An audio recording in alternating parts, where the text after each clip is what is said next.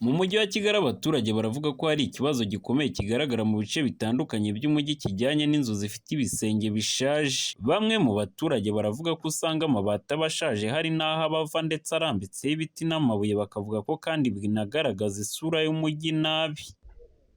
Ibi bintu njyewe ku bwanjye ku giti cyanjye uko mbona harimo ikibazo pe, harimo ikibazo gitewe wenda n'ubushobozi bw'abaturage bahatuye nyine, kubaka nyine bisanzwe, kuvugurura bisanzwe inzu nziza zigezweho, ko ubushobozi buba ari bukeya, nka wenda gusa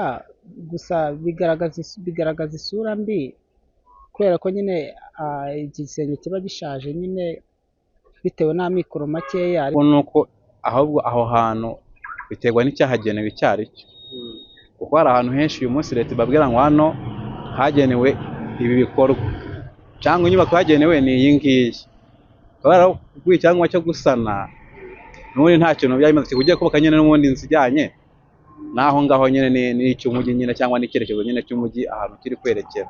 Kandi nanone amabati urumva, kandi mu mabati n'ubundi gusaza harasaza menshi cyane.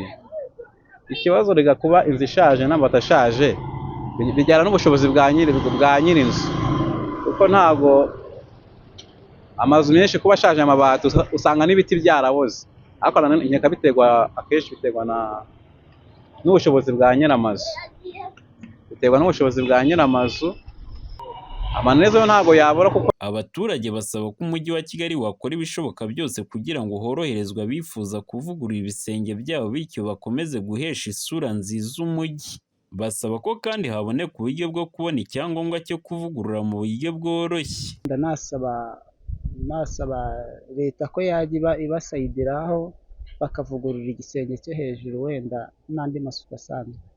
Aba ari nko kubohereza kubaha ibyangombwa nyine byo gusana, ariko bibaye byiza leta ikoroshya biriya byangombwa by'ubwubatsi, biriya byangombwa byo kuvugurura nyine, abaturage nabo bakwiyandaza bakabikora.